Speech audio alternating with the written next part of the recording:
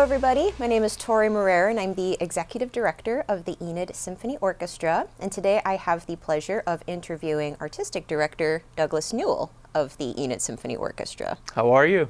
Doing well, how are you, Doug? I am just fine. Fantastic. Well, today we're going to be talking about our upcoming show on Saturday, February 10th, where we will be performing Rimsky-Korsakov's Scheherazade.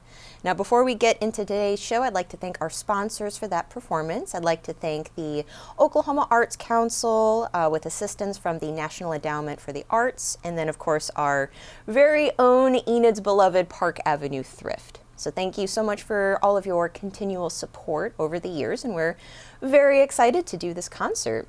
So Doug, would you tell us a little bit about what we can expect for our upcoming subscription concert? I would. That was a would, not could. Oh, you're so much fun. Well, this is a very wonderful concert. We feature not only the orchestra, a showpiece for the orchestra, one of the great pieces of music ever composed for symphony orchestra by the Russian composer Rimsky-Korsakov of the last name. We're also featuring a violin soloist, our concertmaster Ty Myers, playing a little piece called Scène de Ballet. It's a violinist portraying a ballerina by the Frenchman Berriot. And it will open the program. So since normally when we feature a concerto soloist with the orchestra, they would play something that lasts maybe 20, 30 minutes, 42 minutes if, really, Anyhow, so I decided that I wanted to feature Ty on a performance. And I said, well, let's feature Scheherazade because Scheherazade has great solos for all of the principal players in the orchestra.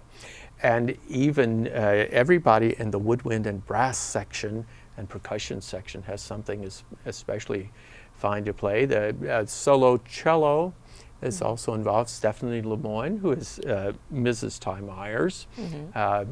I don't think they name it that way, but anyhow, Ty and Stephanie are our first couple of the symphony, as I like to refer to them, principal first violin concertmaster and principal cellist, and they sit across from each other. And a real power couple of the symphony. They are, and they just like the Brangelina. Keep me straight. It's just marvelous to have them there. They're such wonderful musicians, as are all the players in the Enid Symphony Orchestra. So we're playing this piece called Scheherazade. And as you can imagine from the Arabian-sounding name, it is connected to the story of 1001 Arabian Nights. Absolutely fascinating. It's ancient times. Baghdad was such a beautiful city, and the ruler was the Sultan Shahryar. But he was a very stern ruler, and I'm going right into the description of the music, if you don't mind. Well, Shahryar was a very stern ruler, and he believed that no woman was capable of being faithful. No wife was capable of being faithful, and he made a vow that what he would do was he would get married, and the next morning he would put the wife to death. Not very romantic. Well, it's not really a Valentine concert. It's 4 days before Valentine. Yes. But for the record. But it'd make a great date night, I can assure you. Anyhow, so he meets the beautiful Scheherazade.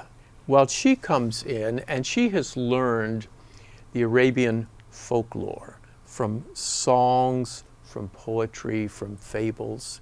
And so she knows all of the famous folk tales. And she is smart.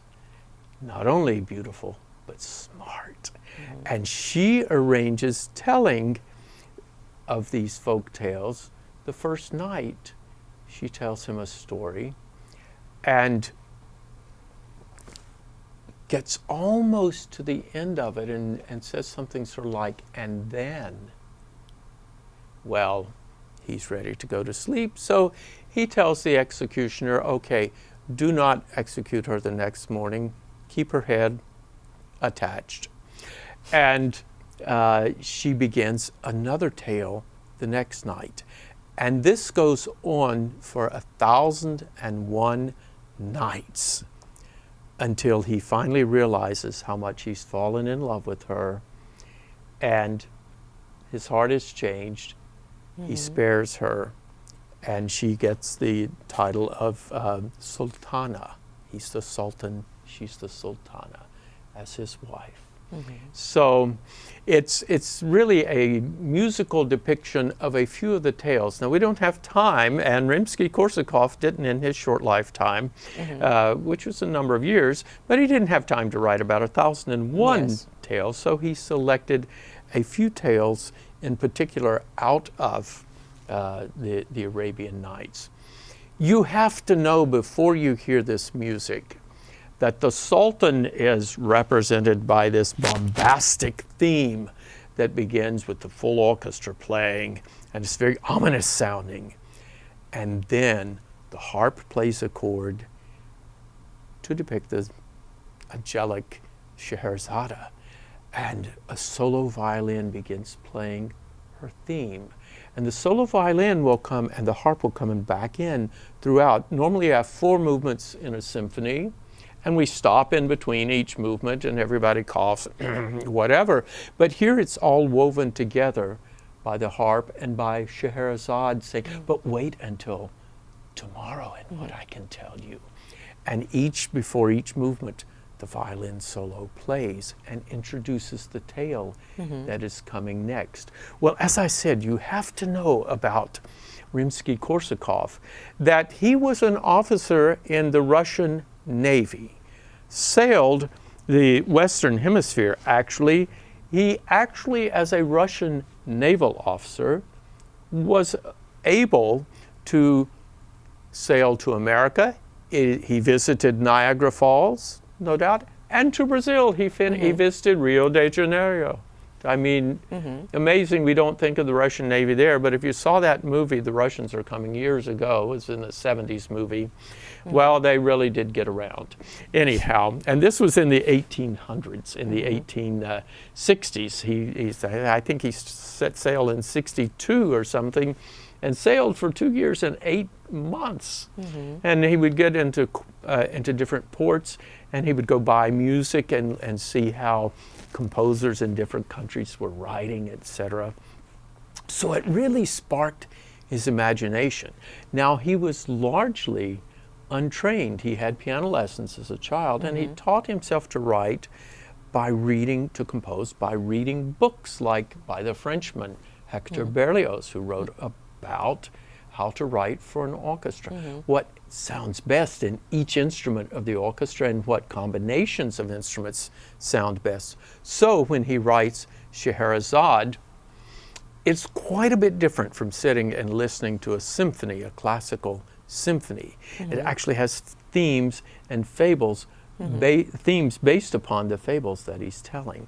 So we've already introduced the Sultan and Scheherazade, but we introduce a young prince from Baghdad who joins the whirling dervishes, sort of a roaming nomad group, and travels throughout the land and meets various and sundry challenges on the way. And you hear the way Scheherazade's theme is made to spin around and spin around like a whirling dervish in the second movement.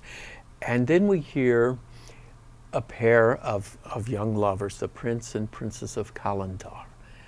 And that's the third movement of the symphonic poem, we're going to call it, in which he uses Scheherazade's theme, and he begins to soften the Sultan's theme, and we hear of this great love between the two and the joy of their love. And then we hear a festival of Baghdad. We hear about the ship at sea, and throughout the piece you will hear a rocking motion in the orchestra, you know, because Rimsky-Korsakov was so tuned in to being on a ship. You know, these were not powered ships, these were sailing vessels. And you hear the undulating waves slapping against the ship. And the themes are built above that, recurring throughout. But in the last movement, you hear all these other themes come together in a festival type setting. And then we focus on the ship itself, and the ship is in a storm at sea, and you hear how it sinks and rises with the waves, and finally it crashes against a huge rock on the shore and sinks to the bottom of the ocean. And you'll hear the strings playing each note as they come down the scales, going from the top of the violins all the way to the bottom of the double basses, and at the end the gong hits and makes this huge sound, and it's the the ship coming to rest in the bottom of the ocean. But how does it end? Not with the tragedy, but once again the harp plays, and we hear Scheherazade's voice, and we hear the Sultan's theme in its softest, most beautiful transformation. And so it all ends very peacefully, just as their wonderful love story did. You know, she had to be patient with this man for 1,001 nights, but it becomes so beautiful at the very end.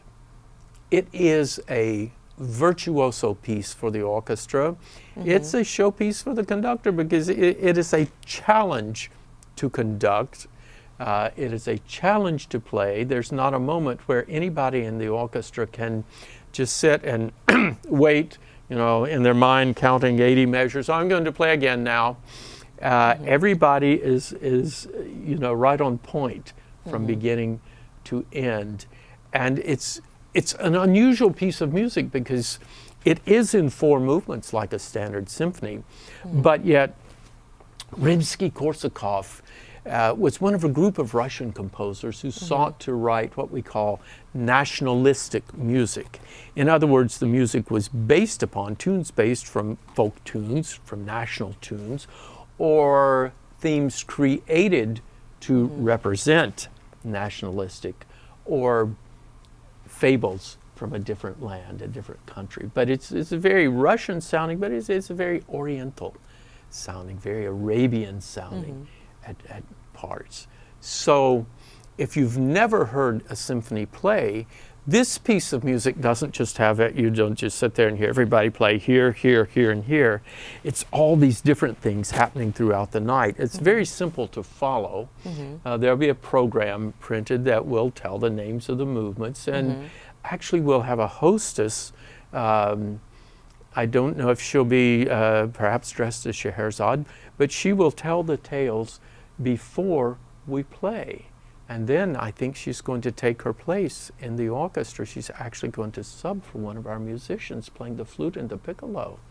So it's going to be a very fascinating evening. Saturday, February 10th, Cash Bar opens at 6:30, concert at 7:30, and a reception for everybody in the Eleanor Hornbaker Banquet Hall at the end of the performance, which will last around an hour. So it's a great date night. We've seen from our publicity so far, we have seen so many names come across ordering tickets on our website that we don't know. We're attracting so many wonderful new people into the concert hall. So think about it. It'd be a great introduction to hearing the symphony in the Joan Allen Symphony Hall. I don't know. Did you get enough? Yeah, I mean, that basically answered 95% of the questions that I Well, let's have the other 5%. that I had. I'll make up something. So it's interesting because, you know, you have your typical like symphonic repertoire, like any of Beethoven's symphonies or any of Mozart's symphonies. This one is different because this is considered like programmatic repertoire. Yes. Like Yes. you know, if I remember correctly from undergrad music history, like a tone poem, like this really. Did you make an A? I think so. I can't remember. I passed, and I'll that's bet. what matters. No, she made an A, I'm sure. Yes, and it's just it's very interesting because you'll see other pieces like this, like Peter and the Wolf, Carnival of the Animals, Strauss till Eulenspiegel. Can you maybe speak a little bit to how this piece conveys a story more so than Beethoven's Fifth Symphony? Well, in the classical era, pre-classical era, music existed in the church and in the courts. And concert halls came into being in the 18th century, so to speak. Now, prior to that, salon music or coffee house music, for example, was a big thing in the time of Bach and his predecessors. And yes, his predecessors like Vivaldi, Gemignani, Corelli, these composers did perform in public venues. Often their music, their secular music, was commissioned by a royal family, whatever, for particular celebration. So it might be celebratory music. Then we had this period of classical music where composers like Mozart, for example, began to write for himself on commission, but he began to write what he wanted to write. We call it absolute music. It doesn't tell a story. It's not based upon a poem. Now we're not talking about opera here, because opera was like musical theater today. It definitely told a story, but it had singers who sang a text, and you get the idea. But then Beethoven comes along, and Beethoven sort of talked back in the face of some of his patrons, you might say. I mean, Beethoven was pretty equal to everybody, greater than most, as we know now, but still, Beethoven wrote for himself, and his own self-expression, and this became a thing in the early 1800s with composers. But in mid-1800s, later early 1800s, mid-1800s, we start hearing a lot of programmatic music. Music that describes a place, like Mendelssohn's Scottish Symphony, his Italian Symphony, or music that describes an event or celebrates an event, like Mendelssohn's Reformation Symphony, his Fifth Symphony, in which it really wasn't the fifth, it was before the other two, but it includes the great hymn of the Reformation, A Mighty Fortress is Our God. It also includes the traditional Dresden threefold Amen, and I'd have to play that again. That's my very favorite, well, one of them. And then we get into music like Scheherazade, or like by Symphony Smetana, Fantastique. or like who? Berlioz, Symphony Berlioz, Fantastique, Symphony Fantastique. There's 1.5, let me tell you. This is a guy that wrote about having a bad trip. And yes, we are talking about an opium overdose. And he writes this, has this horrible vision, and he writes this into a symphony. And he ends up screaming and yelling at his own funeral. As Leonard Bernstein said in a children's concert in the 1950s, kids, don't do drugs. You'll end up screaming and yelling at your own funeral. And Berlioz pretty much proved exactly it in what Symphony Fantastique. That's also another one I'm sure he meant to be as romantic as he wrote it for this love interest for whom he never really talked to. Yes, but he would write her letters in French, not realizing she was this English actress who didn't speak French at all. So she was like, what is this? He was a stalker. But anyhow, with an opium problem. There you go. But nonetheless, boy, how did we get off on this? But anyhow. So back to Scheherazade. So this is programmatic music. Well, the Russians, in creating their nationalistic music, also looked at fables. And this extended on into the 20th century, when the children's tale, Peter and the Wolf, was set by Serge Prokofiev for Stalin, who wanted a piece of music. He practically ordered it from Prokofiev to write this piece of music in which a little boy outwits the wily wolf and saves the day, to be used as an example for young children to use their wits to get out of difficult situations. It's a very interesting thing. Now we think of it as just a marvelous little children's tale. We don't see the connotation that it had in Soviet Russia at all, and we need to play that again. We need to play that at a zoo or in a park or something, and just have a free-for-all thing. Everybody come in and hear the symphony play Peter and the Wolf. But nonetheless, so that's where we are with Scheherazade. It was written to specifically, it's programmatic, it was written to specifically describe fables, poets, folk song. Yeah. And it's interesting because you mentioned earlier that the violin solo represents Scheherazade. And it's in, it's the same solo, but depending on the key of the movement, like the key of the solo changes. And you mentioned that the solo happens in the beginning of each movement, but it doesn't happen exactly in the beginning of each movement. So in the first movement, you have the entrance of the Sultan, so you have that theme there, and then the violin solo. The second movement starts off with the violin solo because she's continuing her story. But the third movement, the story of the young prince and princess, not there. Right, and it represents the continuation of her story. So the end of each movement reflects the end of each night. Then you go into a different night, and she's continuing that story. And then even the very last movement, you still have the entrance of the Sultan, sort of the beginning of the fourth movement theme, and then you have the solo. So and that's also an element of the programmatic music. Like even just the form of the symphony reflects her storytelling. You did make an A+ in that class. I think I did. I've actually performed it. I know you did. I've actually performed Scheherazade several times, playing. Probably as a 17-year-old in the Midwest Youth Orchestra in Chicago. I did. We played Scheherazade in my youth orchestra. I played piccolo, which is the best part to play. So it's... Well, you don't tell the oboist that. That's true. They'll have range envy. Yes.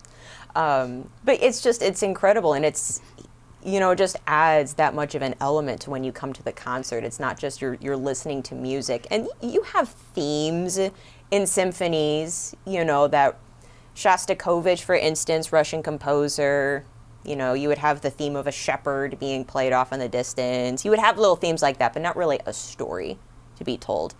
And does Aladdin come from 1001 Arabian Nights? Is that one of the stories? Wow. Do you know? Yes. Yes. And if we've seen the Disney movie Aladdin, a lot of us have a connection to these stories. That's the character of that music is certainly the character of what we hear. Here, actually, Disney is making a version of Scheherazade. Right. It's a year or two from coming out, I think. But I may have read that a year or two ago, so, Yeah. But yes, that's true. They're making a Scheherazade animation, so. Yeah. Absolutely fascinating. Yeah. It'll be a fantastic show, and, we're so lucky to feature our concertmaster, Ty Myers. And how long has he been with the orchestra? How long have he and Stephanie? Since he's been here about 9 years. Okay. In fact, one of the very first concerts he played was the last time we played Scheherazade with us. So. Yeah, and it's really cool that we get to not only start off the program with Scenes de Ballet, like featuring him as a soloist with the orchestra, but then we have this major symphonic work to where he is so active in the story. Like, he is, we should make him dress up as Scheherazade. Okay, maybe not. But it's really cool, like how involved that's how one says no comment without opening their mouth. Exactly. And so we won't have him dress up as Scheherazade, but I think we're just, incredibly fortunate to have. You run it by him. You're the executive director. Yes. All we're still say is no. we're just so lucky to have, we truly have a world-class orchestra. And as you were mentioning earlier, this isn't just featuring Ty. Like, each instrument has a prominent solo in this piece. And we really get to showcase their, high level of professionalism, high level of musicianship. So, yes, we're not bringing in a guest artist per se, but we have guest artist talent in our very own orchestra. We certainly do. Yeah.